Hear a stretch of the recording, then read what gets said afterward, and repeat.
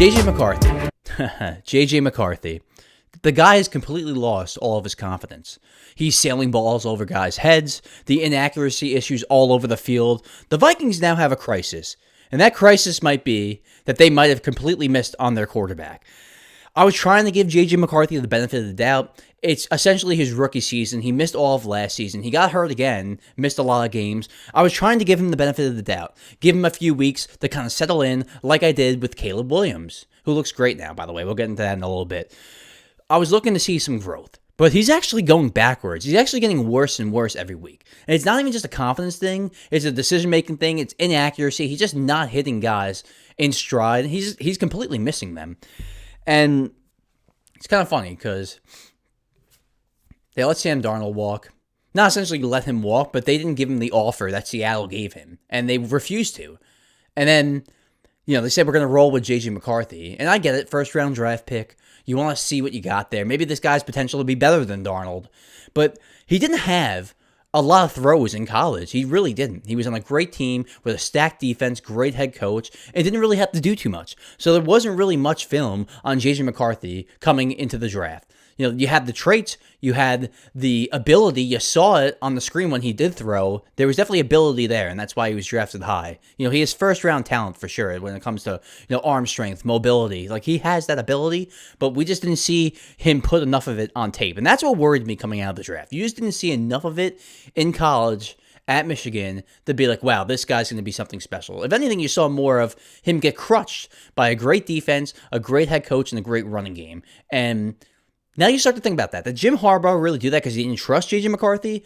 We all know Jim Harbaugh loves to run the ball. We all know Jim Harbaugh loves great defense. But it almost seemed like they were winning in spite of him, not because of him. And look, he did what he had to do and made big throws when he had to at Michigan. But there just wasn't enough on film for me to confidently say, this guy's going to be a hit coming out of the draft. This guy's going to be a hit no matter where he goes. And he actually landed with a great offensive coordinator. And don't forget, on top of coming to a team with a great offensive head coach, he probably has a top 5 or 4 1-2 combination of wide receiver. Justin Jefferson, Jordan Addison. So right there, TJ Hawkinson, you got Aaron Jones and Jordan Mason, a pretty good 1-2 combination of running back. One of the best defensive coordinators in the league in Brian Flores. They have a team that can win now. So that's why there's been so much pressure on J.J. McCarthy to come in and perform right away. But just looking at what you saw out of college, it wasn't a sure thing. It was never a sure thing with J.J. McCarthy. You just didn't see enough on film. So now we're kind of seeing more film on him, and you're kind of getting a picture of, okay, is this guy even good? Is this guy even a backup? So I feel bad because now, again, concussion protocol. The guy's always hurt. So now, 1, he's never available, and 2, he sucks. I mean, it's really a tough situation for the Vikings, and honestly, this could get Kevin O'Connell fired. This situation could get Kevin O'Connell fired because we all damn well know that he signed off on not giving Sam Darnold the offer that Seattle gave him. We all know that he signed off on let's roll with J.J. McCarthy. He had to have. He is the head coach, and he runs the offense. So having the quarterback affects him directly. So he definitely had a say in that. You could say he's the GM all you want. You could say, oh, they technically didn't let Darnold walk. Well, they didn't give him the offer that Seattle did. So, I mean, in a way they did. So this is really biting them in the ass, and this is the type of decision that gets people fired. It just is. I'm sorry. Love Kevin O'Connell, top 5 head coach, in my opinion. Maybe not top 5, top 10 head coach, in my opinion. I think he's a great offensive mind. A little too pass happy sometimes, and with a quarterback like J.J. McCarthy, you got to run the ball more. So a little too pass happy. I kind of like the pass happiness. It's kind of my style, but I can see why people get frustrated with Kevin O'Connell. But I think, look, if he was on the market, he would get a head coaching job like this. Probably he would have one lined up before he got fired, even though it's tampering. But this is the type of thing that just make people's heads roll. Like, it's as simple as that. You could be a great coach. You could have a great personnel staff, and you're missing the quarterback this bad. When you have one in the building that you let walk, it's catastrophic. It really is. So we're gonna let the rest of the season play out because, like I said, want to see more games. Maybe we do see growth. There's still a lot of games left to be played, but now concussion protocol. So it's like, I don't know. It just something's always off with him. And I'm hearing some people call it this concussion protocol, a soft benching. I feel like the NFL takes these concussion things pretty seriously. So if you false report a concussion, I feel like you can get in a lot of trouble. Like, you probably lose draft picks. People can get suspended. So I don't think it's soft benching. I really do think he probably has concussion symptoms.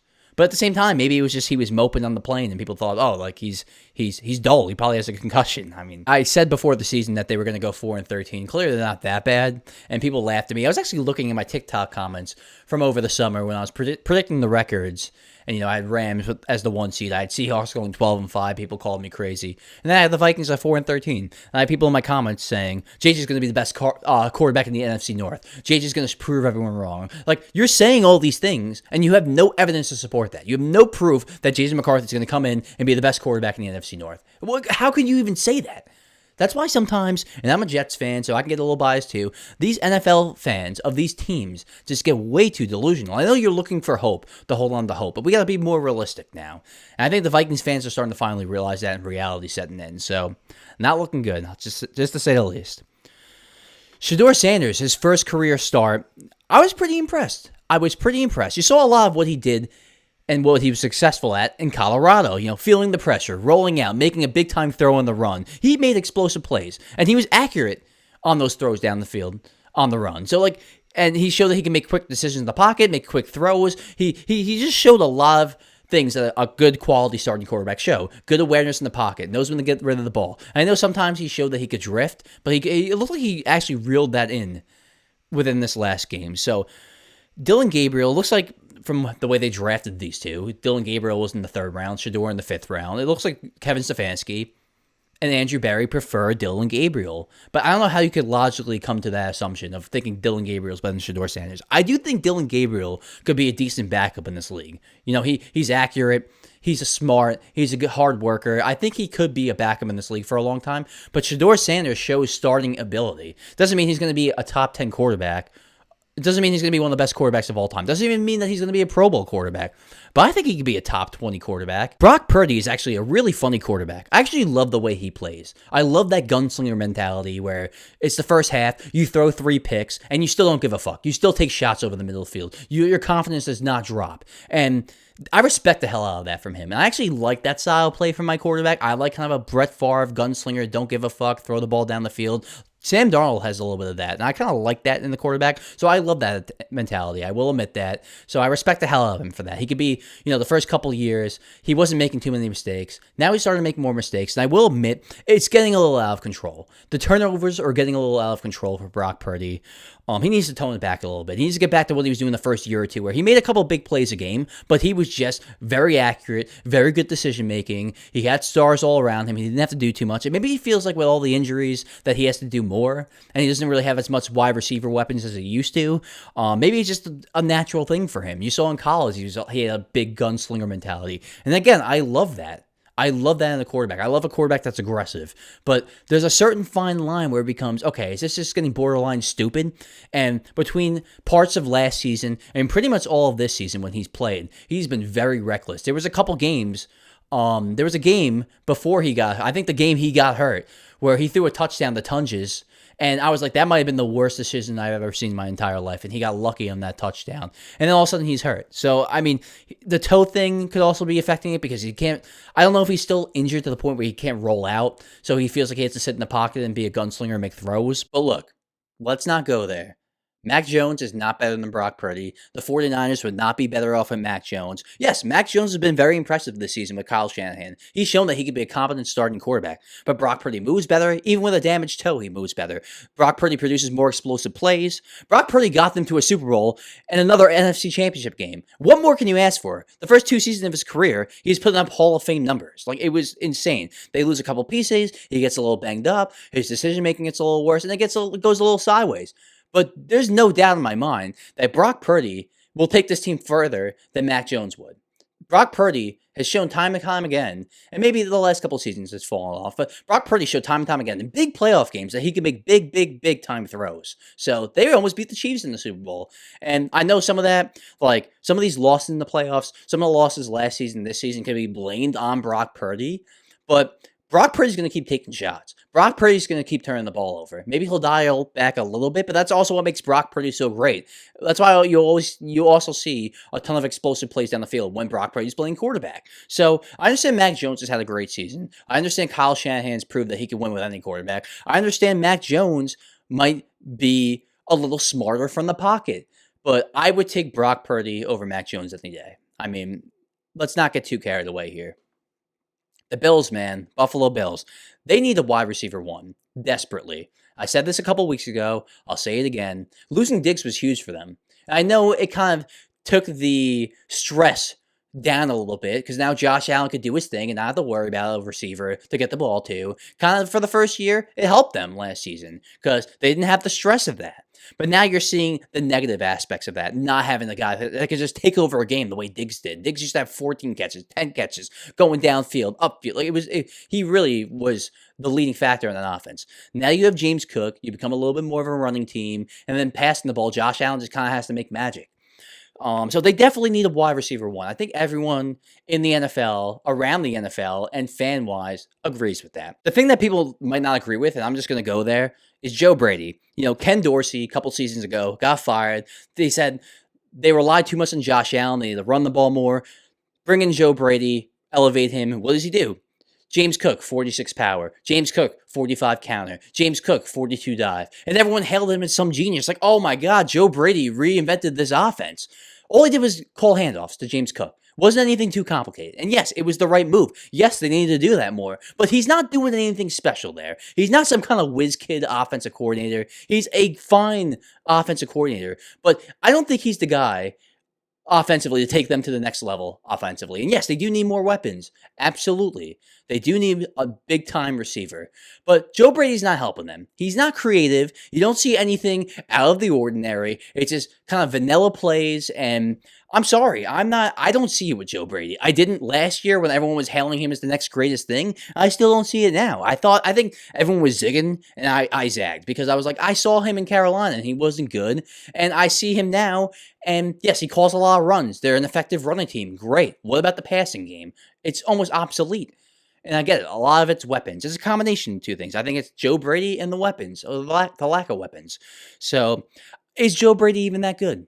Is Joe Brady even that good? That's the question I have to ask. And maybe I'm wrong. Maybe he is good. Maybe this isn't on him. He keeps his job. They win a Super Bowl. Or maybe I'm right. Maybe I'm right, and they need someone else to bring him to the next step. Like I keep bringing up Brian Daboll, but Josh Allen's best years were with Brian Daboll. Last year was not his best season. His best season was the first AFC Championship season against the Chiefs. That was his best season by far. And who was the offensive coordinator? Brian Daboll.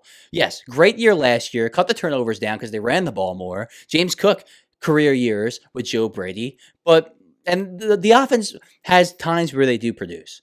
But I'm just not crazy about Joe Brady. I just never was. Never was in Carolina. Wasn't last year when everyone loved the guy and hailed him as this great offensive coordinator. And I definitely am not now. I think we have to admit that Caleb Williams is growing massively week to week. You're seeing stuff that last season and early this season you were worried he could never do. Make time throws from the pocket. Settle down in games. Have effective throws out of the pocket when he runs. Because a lot of the time earlier in the season, he would run out and just throw it out of bounds. You're seeing a lot of these things from a starting quarterback that you thought Caleb Williams could do now.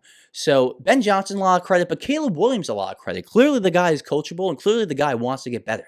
A lot of star quarterbacks, or potential star quarterbacks, number one overall draft picks, come into the league, Jamarcus Russell, and think they can rely on their talent. And Caleb Williams' talent is it's massive talent. But he understands that he needs to get better in other aspects of the game to become a good quarterback in this league. And he's done that, and now Chicago's in first place. And now Chicago has an explosive offense. And now Chicago is all of these great things because they got the right head coach with the right quarterback, and now you're seeing wonders. And if I'm a Chicago Bears fan, I'm fucking excited. This is the best quarterback play you've ever seen. It's not like he's playing great, but he's playing good football. That was a good football game against the Steelers. After that fumble for a touchdown in the end zone, he could have just sat there, sulked, and fucking shit the bed. What did he do? He was even better after that. He was even better. He played even better. He was smarter.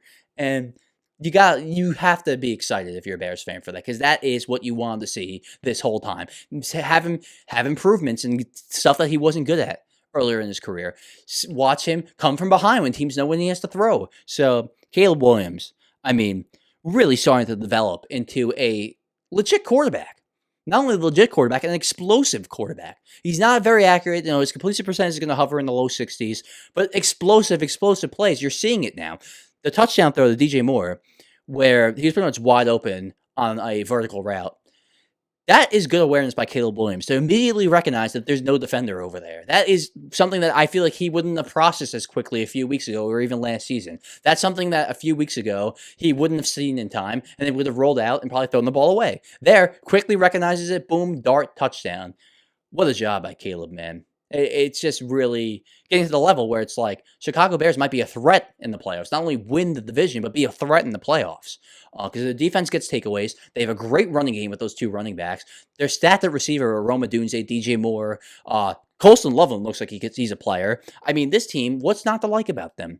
Maybe they could have a couple better defensive players, but I think the trajectory is up for them, especially going into next season. Even if you fall off a cliff this season, you're seeing what this whole hire of Ben Johnson is about. You're seeing what this draft pick with Caleb was going to come to fruition. So Bears trending up for sure.